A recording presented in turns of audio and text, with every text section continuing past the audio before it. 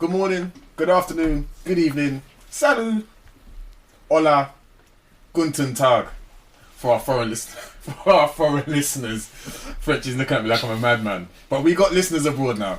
But once again, attached, we're reading, fully booked. We're reading now. We're reading attached. Yeah, we're reading attached, we know. Yeah, you said we're reading fully booked. Okay, we're reading attached. All the socials at full_e_booked. That's the Instagram, the Twitter. Follow us on SoundCloud. Listen on SoundCloud. Stop whispering and speaking the French. iTunes. We're on iTunes now as well. Fully booked. Search us. Subscribe. Alright, today we're reading, we're up to part 4 now for our listeners, which, if you've got the actual book, is page 219. And this focuses on the secure way, sharpening your relationship skills. It's quite a long chapter, so what we'll do is probably split it into 2. We'll do part 1 and part 2. In the building, you might not know it, but it's not just myself. French. And also Pox. Alright, and I'm going to stop speaking now. Why? You like Alright, cool. Alright. So what we'll focus on now is I've got a couple of questions to pose before French intervenes. Right, go on. Alright. So from reading through the chapter, one of the things that sprung to mind is how to tell when someone's attracted to you. There's a story on, I can't remember what page it is, but it's between Ethan and Lauren. It actually starts on page 219 for those following in their books. And it's about Ethan and Lauren. And Lauren very confused about whether or not Ethan was attracted to her or not. And the backdrop of what I'm trying to get to is, how can you tell when someone is attracted to you? Can anyone remember the Ethan and Lauren story? Yeah. Okay, do you want to give a brief detail on the Ethan and Lauren story? Brief run through. They have 2 lovely dates. One's by the beach bar and another is at a performance at a waterfront club. Basically, he makes an abrupt departure both times after they have this date, in which Lauren becomes anxious. She then uses effective communication. That is basically the backdrop of between Lauren and Ethan. Is this the one where she goes directly and asks him, Yeah. and then does she find out he's gay? She uses effective communication. That's Is this the one obviously where her friend encourages her to be direct? Yeah. Yeah. Okay, cool. As I said, she uses effective communication. That's the kind of the soundbite of this chapter. It being effective communication. Mm-hmm. So, what was your question? My question was, can you always tell when someone is attracted to you? I'll start with you, Pox. Can you always tell what's that? What's your thoughts? I think you can tell, but I mean, there's some. Alright, look. Sorry to cut you because I'm an Aryan. Here we go again. I'm an Aryan. Answering No. But off the record, off the camera, when we're speaking in private, we know there's certain times, man, there's been abroad and you knew from the outset what's good. So relate to one of them stories. Jesus Christ. No, I think you can tell. I think when someone's attracted to you, I don't want to say it's obvious, but the person's obviously giving you certain key. I'm trying to find. I'm lost for words actually. Obvious hints, dare I say? Maybe a case of them staring at you. Maybe a case of them smiling. It may be a case of like good flowing conversation. I'm showing obviously a strong interest in who you are as a person. I can't think of any examples at this moment in time, but for me, yeah, I think you can tell when someone's attracted to you. That's my personal opinion. Like relating it to Lauren. So what if you walk down the street and someone smiled and looked at you? You're telling me they're attracted to you? That's basically that's what you just give. No. That's just in general. I mean, yeah. If I don't know someone and they smile at me, then I mean they may just be nice and being friendly as such. But at the same time, it may pose a question. That person may actually find me attractive. You know what I mean? And then from there, obviously, you may. But could you tell from that? That's what I'm trying to say. Can you tell exactly? I think in that instance, no, you can't necessarily tell because again, sometimes some people are just being friendly. What about after you've had a first or second date? Do you generally get the feeling? Do you think, or does it depend on the person?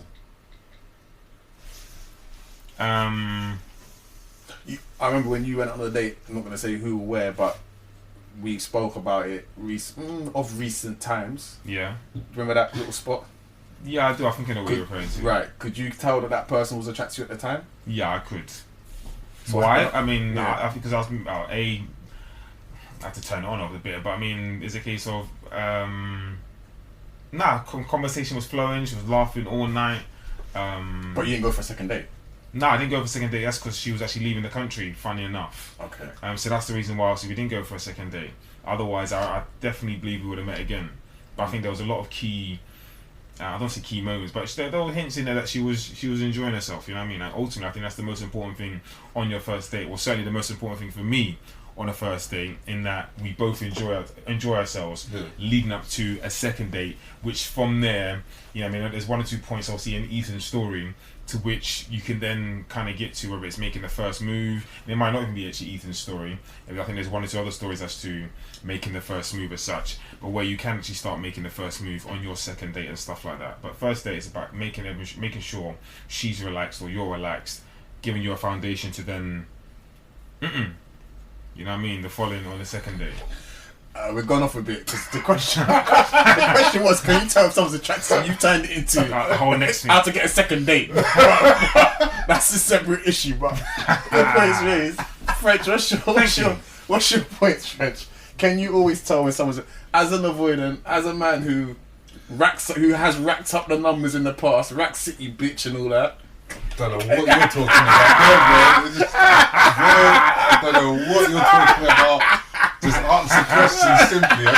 All the extra shit that I needed. I don't know what you're talking about, bro. Alright. I'm gonna get to the actual question. Alright. Anything extra is dismissible in a court of law.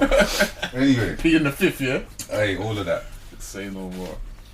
In general, I can more time. You can read the signs. Yeah, I think it can be subtle, but a lot of the time it can be obvious signs of attraction or even just a like or interest in you. So I think it's quite dependent on who's actually giving you that indication. Okay. Because some people might be a lot more subtle than, say, someone else. So, alright, just a kind of side point from the question. Give me an example of what are the telltale signs when someone's attracted to you, when a female is attracted to Mr. French. Oh, long stares, big smiles, blush under the eyes, playing with the hair. I mean, I'm guessing someone's not going to come running past you and kind of streak with their breasts out and then run. You know what I'm saying? No, I've never had a woman run past me and streak. But I've had women that will come up to me and approach me and tell me. Alright, so that's on like an initial meeting basis. Yeah. What about 2, 3, 4 dates in and someone's trying to play it coy? Can you still tell them? Yeah, because I think that interaction that you have, if you're easy to in conversation, you're able to have a laugh and have a serious conversation at the same time. Not literally, but it can flow from one perspective to another. You kind of get, okay, I'll get along with this person, and that then you can build on something from there, whether it becomes anything more than physical or it becomes just a friendship platonically. You can tell if someone actually likes you and wants to be in the company. Okay, so you've kind of broken it down into kind of, it could be friendship or a bit more. Yeah, it depends on depends on the person that you're talking to. But in terms of potential being in a relationship with someone, more time, yeah, I personally can tell if someone likes me or not. Okay. But before we move on, because I did have a question on the same topic, as explained on the background in regards to the Ethan and Lauren having 2 lovely dates, as I said, one was by the beach and one was by the waterfront club.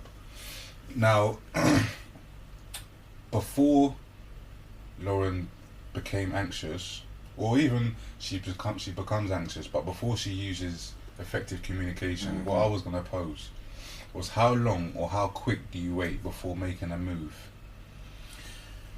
You posing that to myself or Pops? Either one of you want to go first? Alright, I'll go first.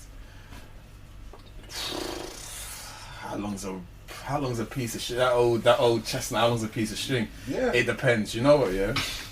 You man know me anyway, yeah?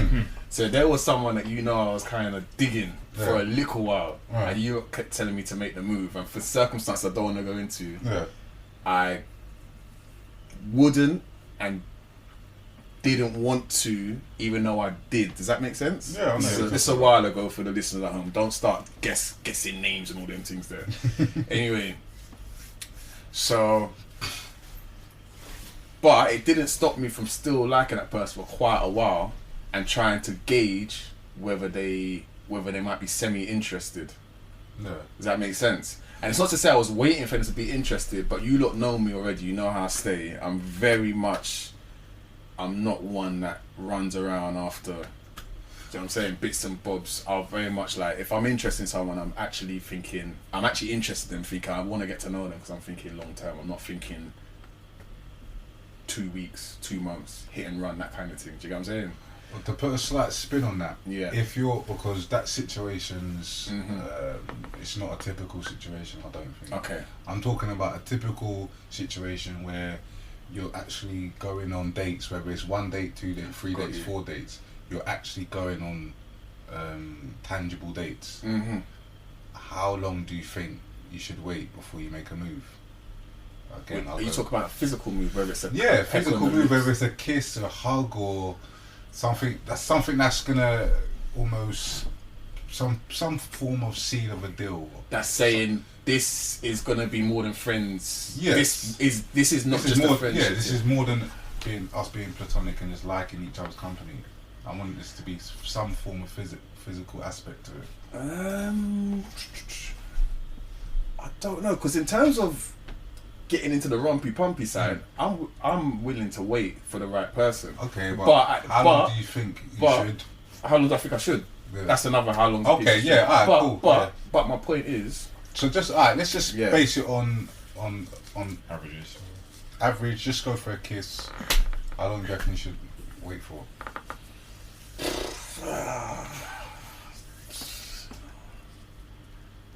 And especially taking into context Lauren and my man's situation. Yeah. They went on 2 dates and she wanted the move put on her straight away, innit? Basically. With me, I think I'm very touchy-feely. Yeah. I know that, innit? And I've been told that in terms of where it's not that it's inappropriate, it's like people that are not used to my character and not used to how I am. If I like you, you'll definitely know about it. Yeah. But I'm not no flipping Kevin Spacey or Harvey Weinstein. I'm not like just touching you inappropriately 24/7 and like, you know, everyone's locking rooms behind you and you want that part? Nah, it's none of that. Nah, we're not about that life over here. But what I'm saying is, I definitely like you know them ones, you know them old school like playground ones. I can't remember who came up with these kind of theories or practices, but you know them playground ones where you like, if he strokes your arm, he likes you. You know them ones. Or if she touches, if he like, you know what I mean? Yeah, that's the. I'm a bit like that. I can't so help you it. hit a girl and ran away and Eh?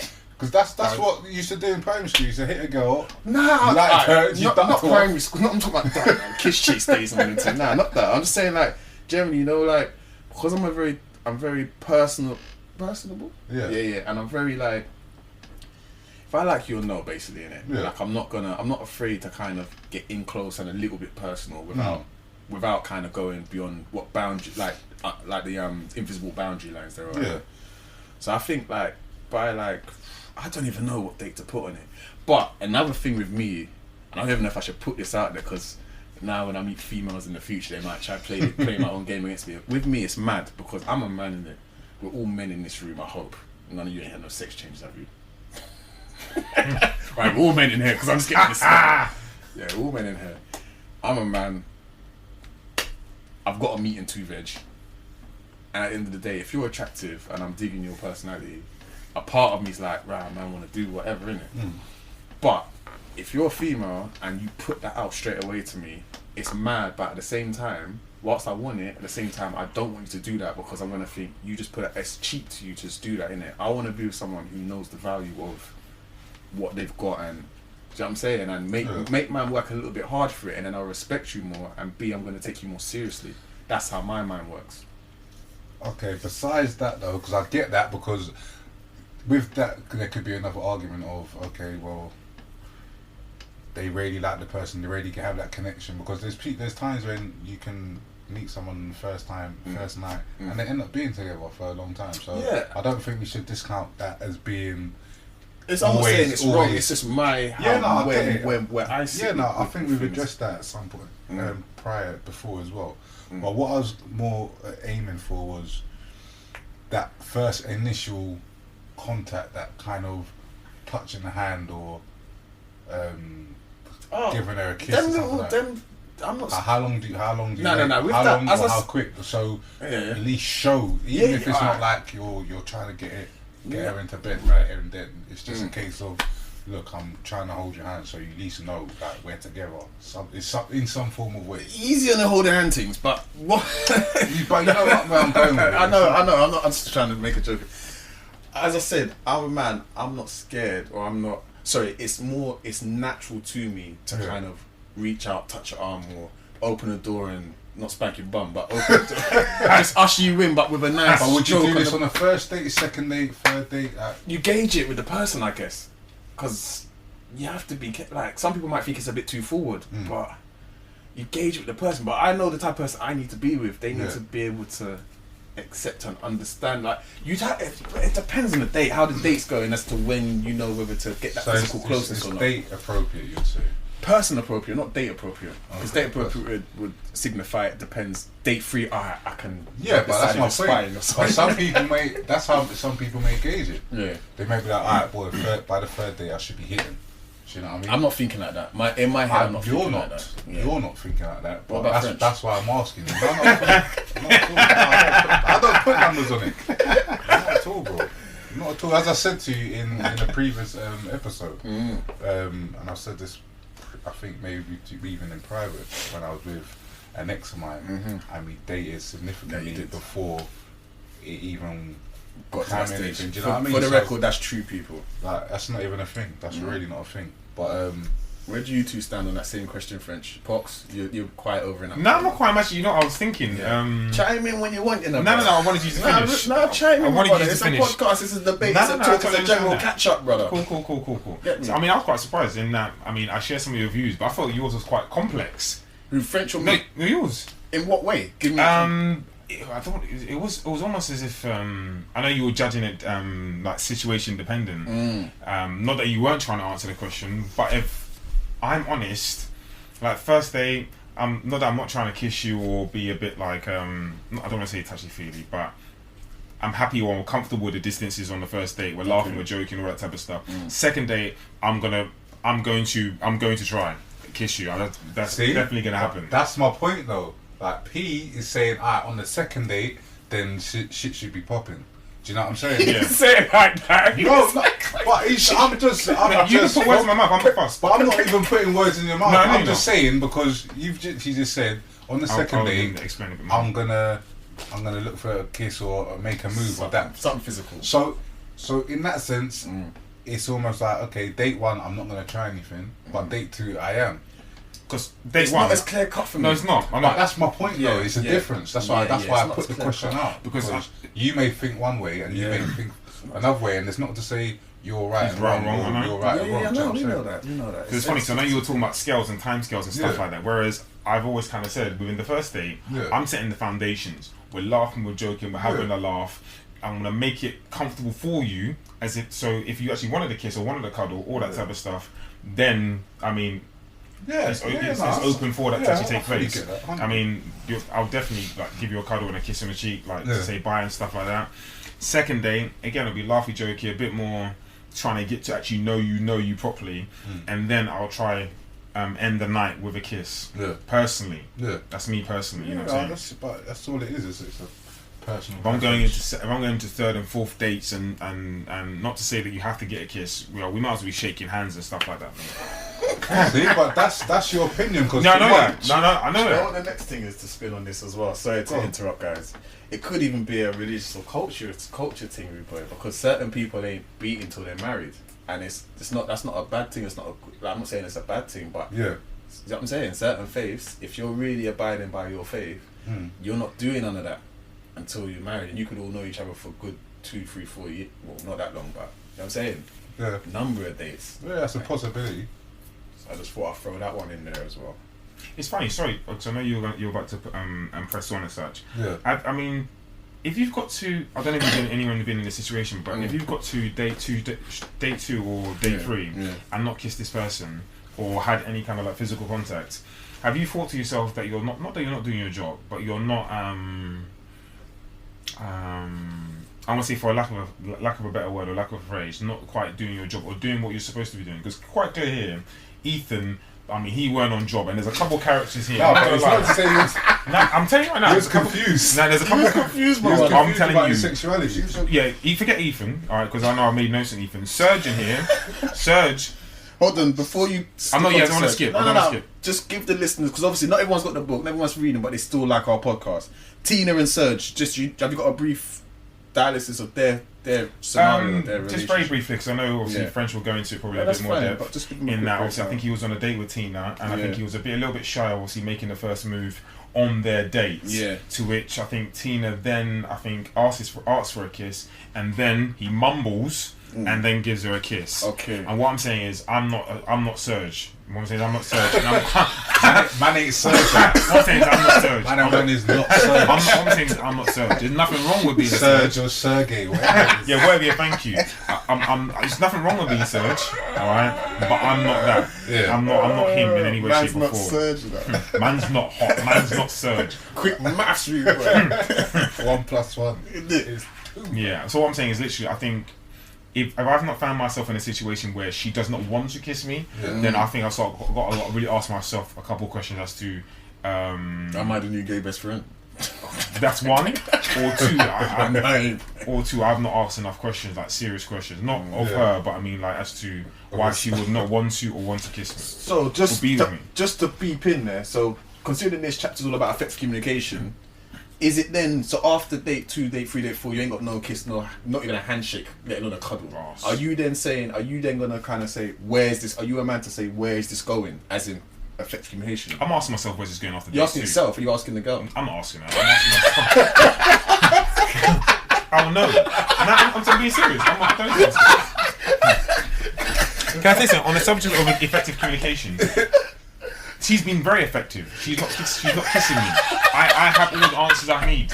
She's been very effective. The thing is, there's not no hard, you know what I'm saying? I don't take no offense anyway, shape or form. We've been on a date and things haven't flowed well, and she doesn't need to tell me she doesn't want to kiss me. I know that, you know what I'm saying? And me even giving a hug and a peck on the cheek, goodbye, is not a case of me trying to put the move in it. I'm just being a gentleman and literally just saying goodbye and being cordial. It's funny that you say that because the next point I was going to make, or ask should I say, was in regards to Sergey or Serge, however you want to say it, and Tina. And to give a bit of background story on the two that we're referring to.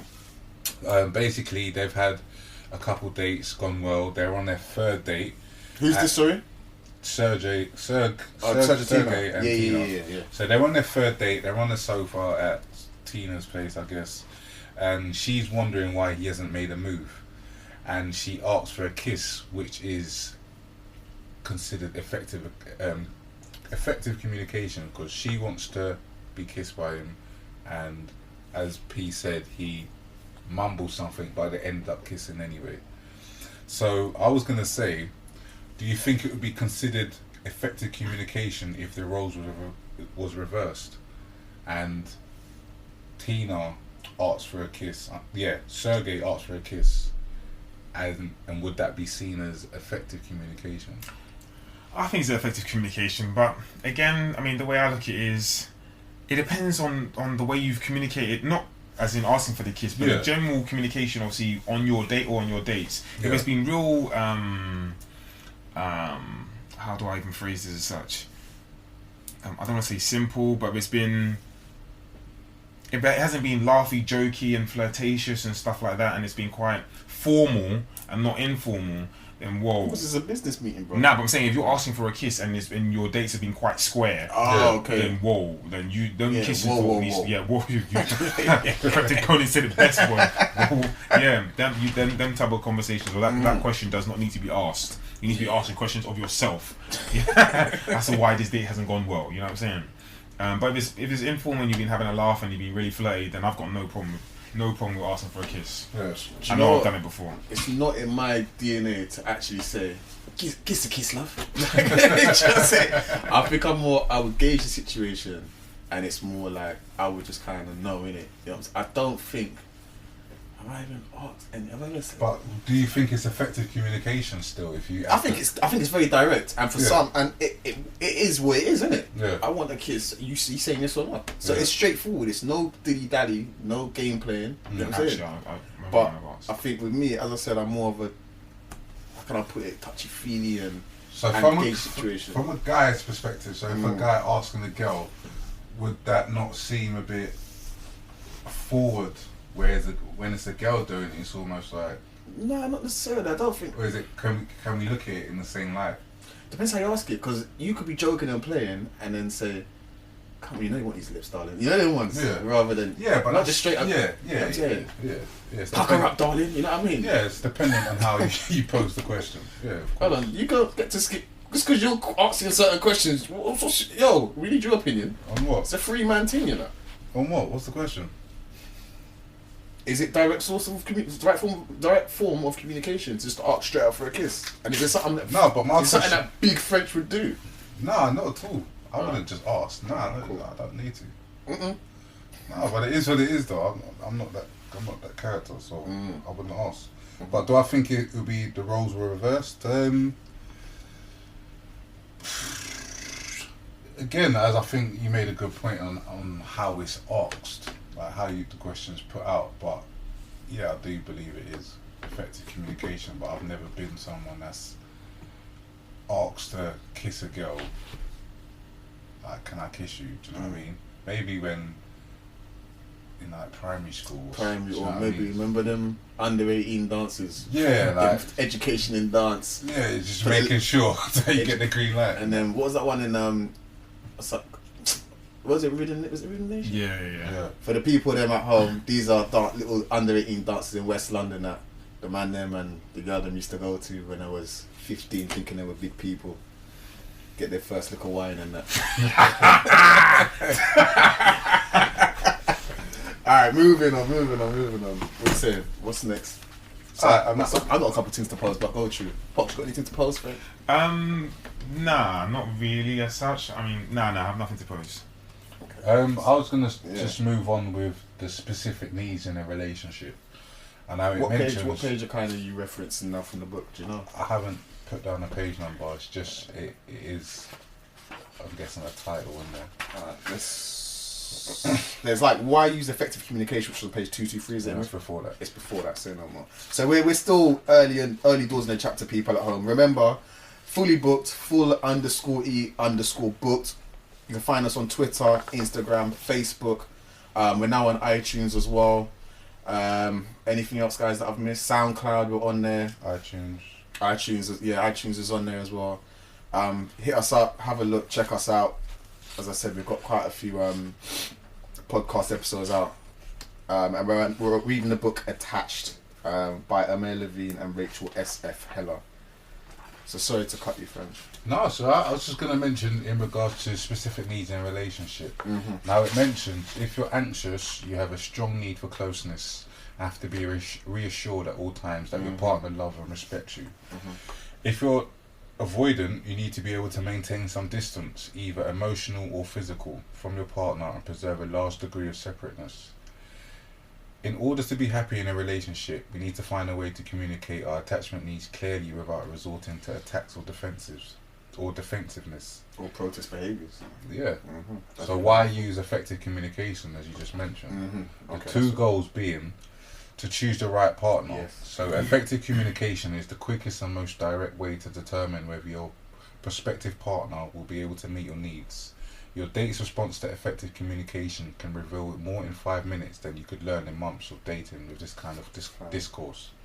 The second being to make sure your needs are met in a relationship, whether it is a brand new one or one of a long-standing. Long-standing. By spelling out your needs, you're making it a lot easier for your partner to meet them. Mm-hmm. So how do you compromise when both needs are opposite? Is my question to the panel. What, completely opposite? Opposite ends of the scale completely? Doesn't have to be, but Are we relating this back to like avoidant and anxious, or Yeah, to the different, so your different needs of in a relationship. If you're an avoidant, you've got different needs to someone that's anxious. So my question would be is how do you compromise when both needs are opposite?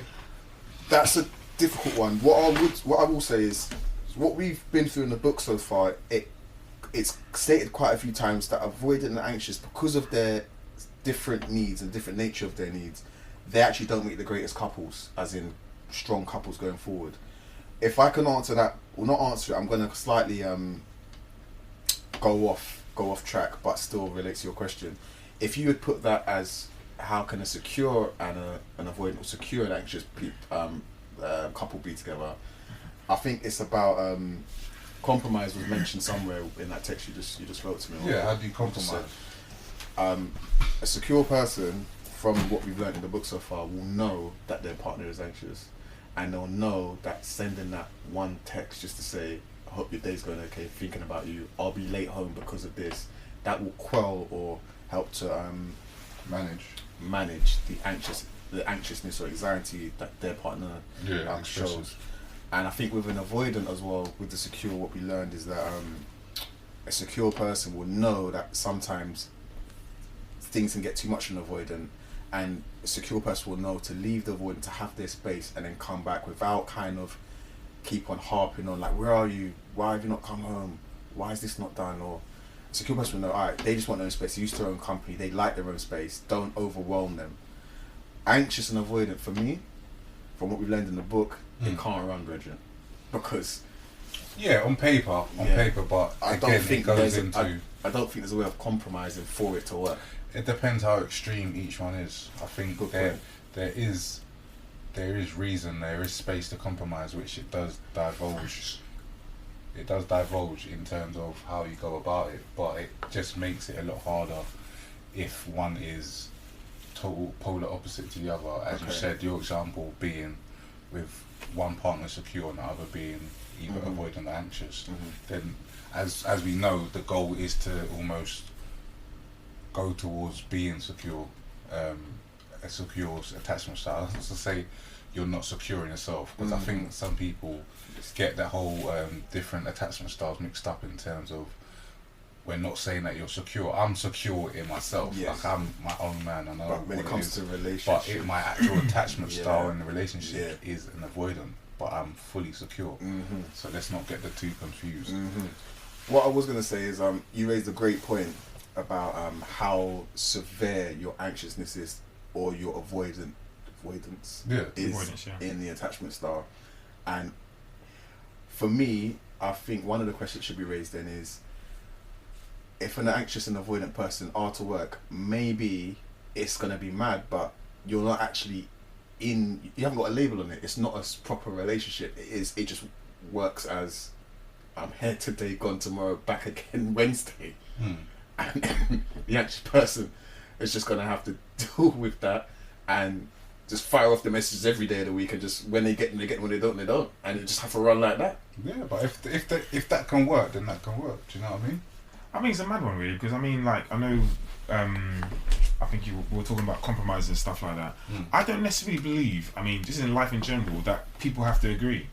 I mean, we can have two polar opposite thoughts on something, and if there's no agreement, that's your thought, that's my thought, and not a case of moving on and stuff, because we're talking about relationships and stuff, and there has to be a compromise and stuff like that. But I mean, with the effective communication, the one thing which I kind of like took as a positive was that I think, particularly with like avoidant people, I think if you're using effective communication, I think that's a great sign of maturity, in my personal opinion, and that you can communicate. So, you know what, I'm not actually comfortable with X, Y, Z, and I think if you can communicate that to your partner, I think that person should understand.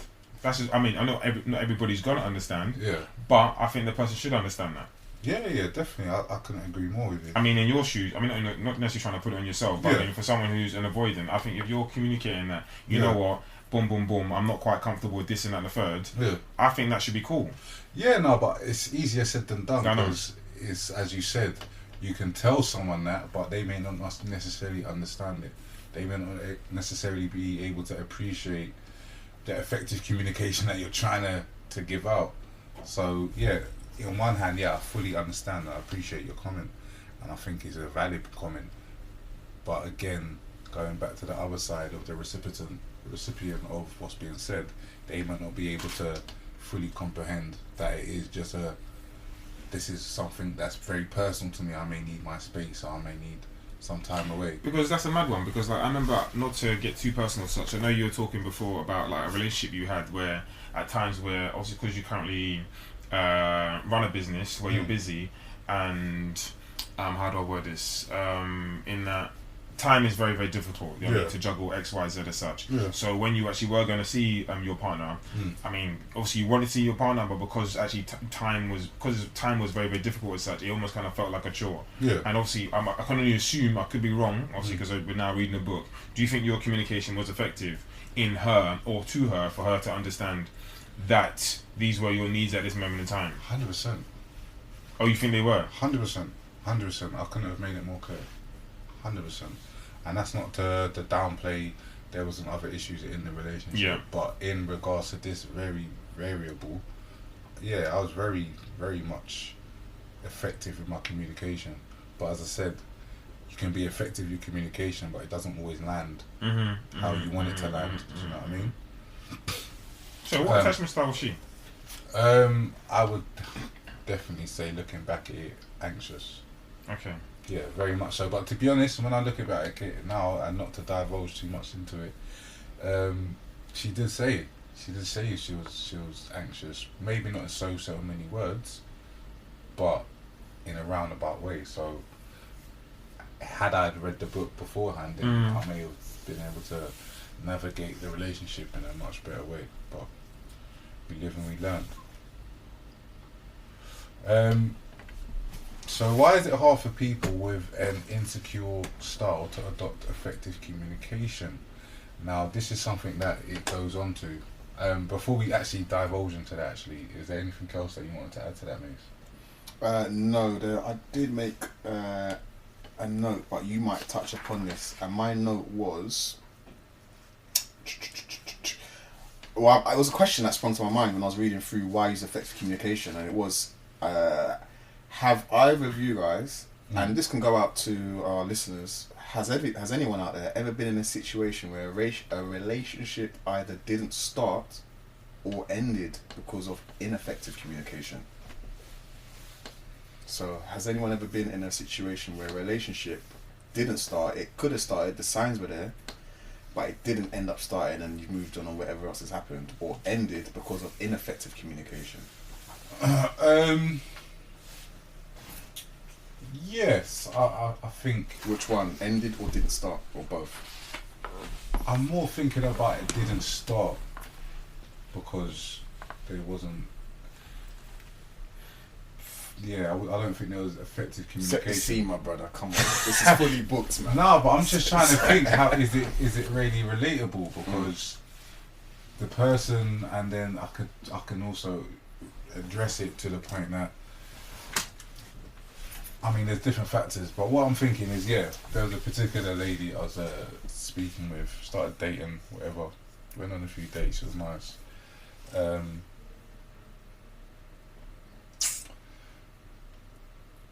really trying to think hard, really. Was it a case of not having effective communication, or is it just a case it just fizzled out? Do you know what I mean? Are you going to just keep texting, or...?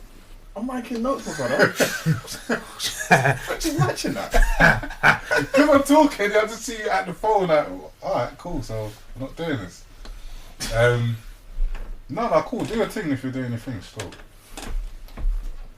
I'm trying to question whether it's realistically just a case of, alright, it's fizzled out, or didn't we really have a proper conversation? Because it wasn't really a case of, we didn't have a conversation where it just finished. It just, as I said, it just fizzled out. So maybe if we had effective communication, it could have been something that it didn't actually happen. Does that make any sense? It makes plenty of sense, because I've got an example about that as well. Yeah, so I do. I was thinking to myself, do I want to go through this all? But it's fully booked. No, because this is stupid. We're laying it on the line. Alright, cool. So I think it's probably seen this person for, I'm gonna say maybe a month or two. We'll call it about a month or so. I don't want to say how long ago it was. Okay. And then and we had like a mutual friend. And then I think they were asking me close to Valentine's Day, okay, so what are you two doing as such? And I said, you know what? Haven't actually really spoke about it as such, alright?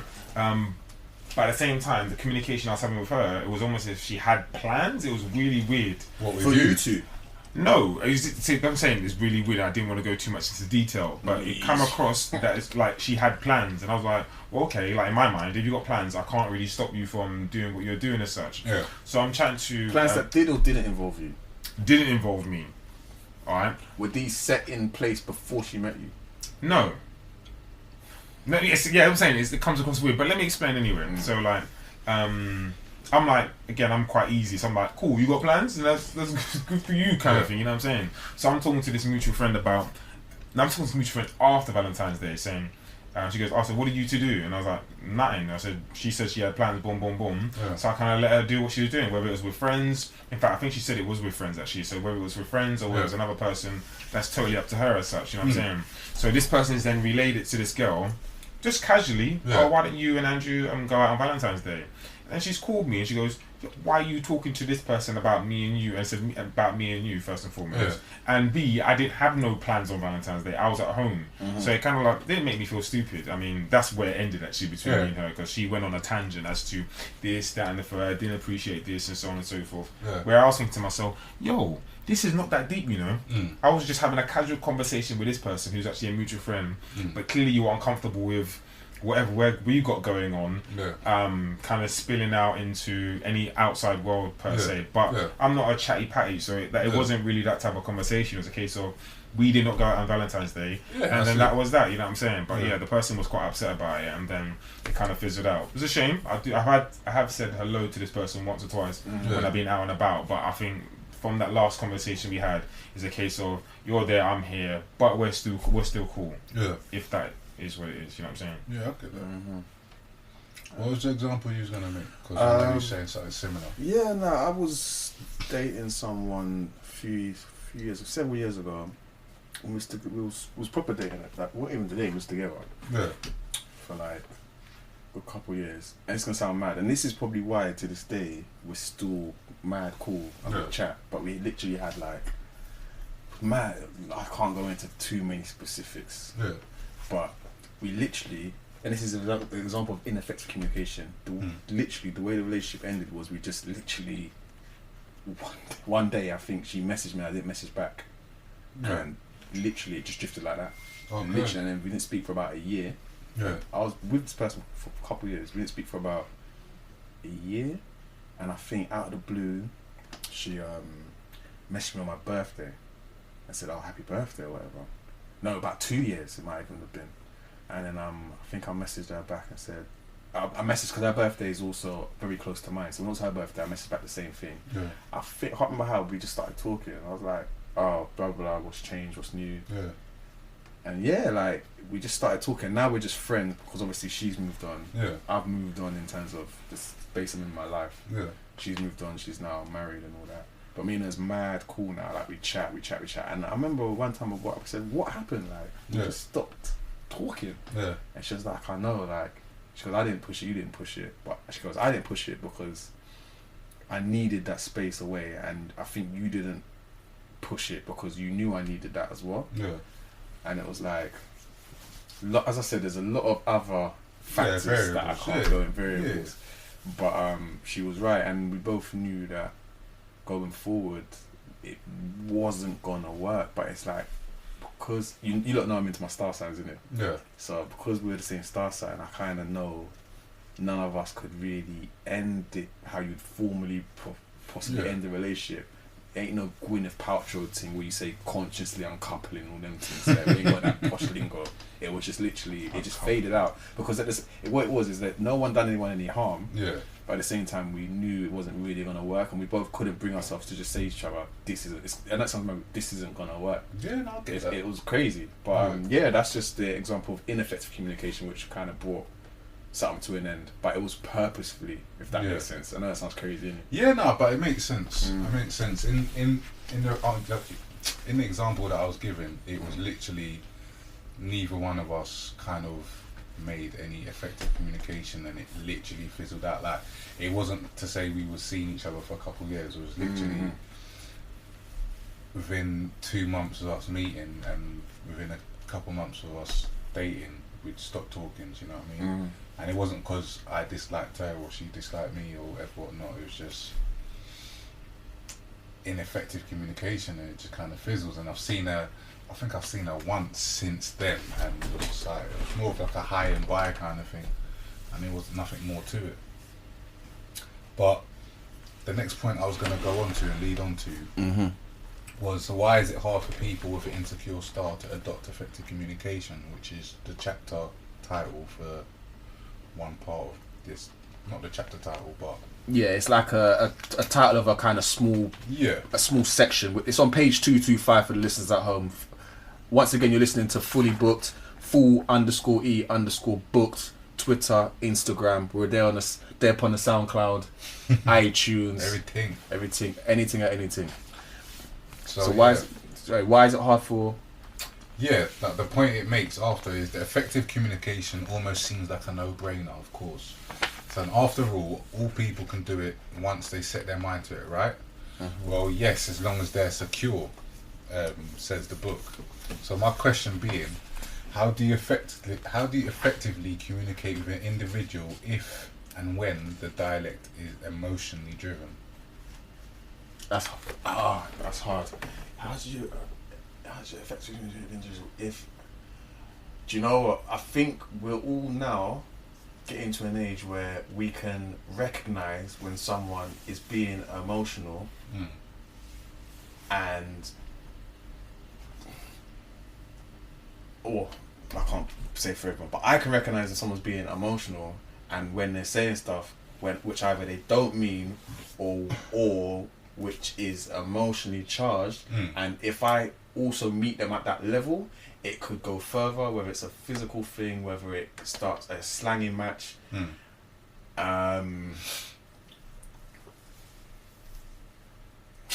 It's hard. I need to think about it. Give me 10 seconds more to think about that one. So what exactly was the question, sorry?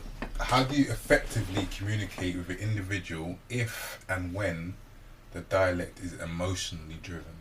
I think you gotta press that pause button, bro. And that's a timeout for both of you, but one, you gotta go in different, not saying different directions as in like have a breakout, but you gotta wait for that person to like kind of like calm down like emotionally, and then when you both are rational, or certainly, well, I was gonna say she, as in women are always irrational. Jesus. No. Listen. The reason why I'm saying this. The reason why I'm saying this. Let me speak. The reason why I'm saying this is because I'm a man, alright? So obviously if the shoe was another foot. You're sounding real sexist right now, but I don't even know if I know you, Pocker. Are you Pocker? Where's Pocker? Hello? The reason why I'm saying this is because I'm a man, and obviously my partner will be a woman. So she will need Not obviously, but anyway. No, obviously. as Lethal B will say, obviously. No, she will need to calm down, or just say I was the one who's irrational, calm down, and then once you're both kind of rational, then obviously you can have that conversation. For me, it's a case of literally just taking the time out. You can't talk to people when they're irrational. Yeah. So what's my method? What's your answer or method? However you're gonna put If the person is ranting and raving and irrational, it's very simple. Put a pause button. I'm ghost for a while, but I'm going out. Nah, that's not gonna always run. That's right. Because that's the. Imagine you're having a debate or conversation, and I said it's emotionally Give me a good driven. example. Yeah. And it could be about anything. That's the beauty of it. It could literally be about anything, and that's what it tends to be in relationships. If you're in that conversation or you're in that debate, you're in that dialect. If you was to say, alright, let me put a pause on it and leave, you're almost like, okay, well, you're now leaving. No, I think you can. That's how it can be viewed. Yeah. That's how it can be. I'm not saying that's what you're saying, but it can be viewed. No, what I'm saying is, alright, so we're both going back and forth, alright? We're both emotionally charged, alright? Yeah. Maybe one more so than the other. Definitely. What I'm saying is, this is going nowhere fast, alright? Let's kind of like put, what's the phrase I generally use? Let's park this conversation, alright, until we're both in a place where we're calm down, and then we can have a rational conversation. You're going nowhere fast by going back and forth having that. I don't want to say a slanging match, but having that type of a dialect where your tone is raised and is definitely emotionally charged. Yeah, no, it'd definitely be good to get a female perspective on this part, because it's very easy for us to say, alright, cool, we're in an emotionally driven conversation. Let's put a pin in it. You tell a girl to put a pin in it. No, we are. That's what's happening. It takes two people to tango. So I'm telling you, we're parking. It's not force. I'm saying we're parking this conversation. I don't have to stay here. We're part of this conversation. I understand we have differences. We're both very angry. Can I be honest? Pete, that is so much easier said than No. I'm doing it. That's what's happening. Bro, So I'm telling you, that's what's happening. We're both. Bro, I'm telling you, being in that situation, it is easier said than done. It's definitely easier said than done. My thing is this: we don't in life. People do not have to agree. Yeah, well, definitely. So these things that these are like, I don't want to say basics things I just carry with me. Like you might have a conversation with someone and be like, actually I don't agree with that. And what's the point of getting yourself in? You can get into an argument, debate it, but once you realise this is going nowhere because you both have two polar opposite opinions, it's a case of, you know what, this is not going anywhere. But say you could be talking from a very logical perspective, like it's logic, like this is the logic, this is why this has happened, this is why I'm going to do that. If the person opposite you is not seeing it logically, they're seeing it from an emotional viewpoint, and the more that you're talking from a logical standpoint, is going to get them even more emotional. Cool. How do you then almost effectively communicate and tell them this is what, do you know what I mean? Alright, cool. I'm going to explain this because I've been having quite a few debates and discussions with people recently where we have not necessarily agreed. I'm not talking about females, I'm talking about people in general. Alright, but I'll relate. Is the conversation emotionally driven? That's the point. Yeah, it is. Alright. Okay. I almost even lost my point as such. But like, again, as I mentioned before, alright, you don't necessarily have to agree with people. Yeah. But at the same time, alright, because we don't agree on the points, it doesn't mean I don't understand what you are telling me. Yeah. And I think sometimes, more often than not, people, alright, I was going to say something else. I was going to say females, alright? But that's wrong. No, I'm telling you, that's wrong, alright? People, alright? Now, because that's going to... Well, anyway, people, alright, want to be heard. They want their opinions to be heard. I'm very comfortable... Code name for women. Huh? Is that what you're saying? No. Honestly, as you get to know me, I'm very comfortable. I can take the heat. It's not a problem. Yeah, right? go on. I'm very comfortable. Sorry, you almost got me there. All right? You got me there. Trying to untangle myself. Nah, honestly, I'm very comfortable in saying, yo, I love you, but this is... But no, honestly. And the thing is, I'll sweet sugarcoat it. I'm telling you, I'll show it. Bars. But this is my view. This is my view, alright? You don't have to agree with it. But I actually understand what you're telling me. But I don't agree with what you're telling me, alright? Instead of this going over here, because that's where it's going to go, let's not go there. And it's very easily, just say you're actually living in the same place. That can become a madness, alright? And that's what I said. Sometimes because, you know what, I'm going to go out with my boys, and then when I come back, then hopefully we can actually find a resolution to this. Or in case we don't find a resolution, this is that, we go to bed, hopefully we wake up as different people, and then we're cool. I think definitely we're going to need some you can bring a lady in here, because I'm happy to tell her that too. Jesus! I wasn't even going down that road, my G. Do you know what, yeah? Before I was going to say we need female listeners and people that are involved to kind of chime in and give their perspectives, because I think people was code name for women. No, honestly, it wasn't. But obviously, in being a man, I'm naturally talking to women, but I was being very general. But yeah, that would be good to get a female's perspective anyway. But yeah, mate, she was going to chime in. Before Sorry, can I just apologize? Honestly, I've taken quite a few notes here. Dig yourself a bigger hole. Nah, that's not what it is. Honestly, so I've taken quite a few notes here. Yeah. All right, communicate with honesty without attacking or being defensive. I try to do that as much as I can. The moment I'm attacking or being defensive, then I have to really, really question myself. And as long as I'm playing by that party line, then my heart is clean. okay. Silent because they're worried. No, before Pocket kind of went on a mad one. Anyway, I was gonna say, because I disagreed with when he said pause, I'm out of here. My point was, because I regained my trailer for when someone's been emotional, the way I've best dealt with it, let them rant, let them get it all out, let them have that 15-20 minutes, take it. Don't if you're gonna respond like calmly, raise valid points. Don't respond on their like a lot of stuff they'll be saying will be emotional. You got to try and distinguish between what's emotionally charged and what is facts. Do you know what I'm saying? Yeah. And the next thing is, once they calm down, revisit that conversation and just don't even ignore all the emotional stuff that came out. Just just answer any points or start discussing about any points. Because these things happen. Man can get emotional. When I say emotional, I don't mean cry my eyes. I mean emotionally charged with how I'm talking. And hopefully, like, people will recognize that sometimes and just kind of not try and calm me down, but at the same time not also meet me at my level, because then it can escalate. And all of a sudden, you're not even making valid points about what the initial debate or argument or conversation started on. Do you get what I'm saying? Yeah. I think it's something I've learned anyway as I've got older. Anyway, it's just to, when someone is at that level, don't meet them there, because there's no winners. There's no kind of resolution coming out of that. Do you get what I'm saying? Yeah, definitely. I agree with what you said too. Tarpy. But I'm no feminist. I love my women. So I love women too. Mothers, the sisters, the daughters. I get it, man. I get it. Fully booked, love women. Jeez. Alright, cool. So, moving on just slightly, because I know for time. Mm-hmm. Studies show that people with secure attachment style don't react so strongly, don't get overwhelmed as easily, and can thus calmly and effectively communicate their own feelings and tend to their needs of their partners. The question being, do you agree wholeheartedly in a relationship in a scenario such as sex or cleanliness? So in regards to that, so if I put it in terms of one partner may feel that they're not getting enough attention and sex from their other partner. Fine. Or cleanliness in terms of not being clean. Yeah, dishes, like hoovering, dusting, like things like that. Like body. Yeah, things like that. I'm just trying to suss out where you found that in the book.